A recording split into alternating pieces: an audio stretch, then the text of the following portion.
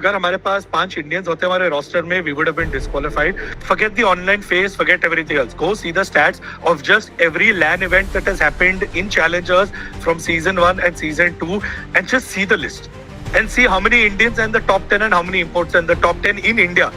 जब इंडिया में ही इंडियंस नहीं जीत पा रहे हैं तो बाहर जाके क्या करें? Welcome back to our deep dive into the world of global esports. Today we are talking about how this team has completely transformed its lineup, vision and strategy as it steps into the 2025 VCT season with a fresh roster. Let's take a look at how they have rebuilt from the ground up for a new chapter. Let's rewind to the VCT Pacific 2023 season. Global esports fielded a promising lineup that included star players like SK Rosie and Lightning Fast. They fought hard across multiple matches, facing some of the best teams in the Pacific. However, despite some strong individual performances, they struggled to climb up the standings due to challenges like inconsistency and visa issues, which limited some players from competing in key matches. For 2024, Global Esports made big changes, introducing new faces and coaching staff to enhance their strategic depth. This included appointing a wellness coach and rethinking their training structure, focusing on resilience and mental fitness. The roster evolved with players who brought new skills to the table, though the team still faced mixed results by the end of the season. They achieved significant milestones, yet they aimed higher. Now, heading into 2025, Global Esports has redefined its approach, choosing to bring in international talent and announce a core team with no Indian players for the first time. This decision sparked discussions in the community, but the team believes it's the right direction for competitive success. The new roster includes some exciting names.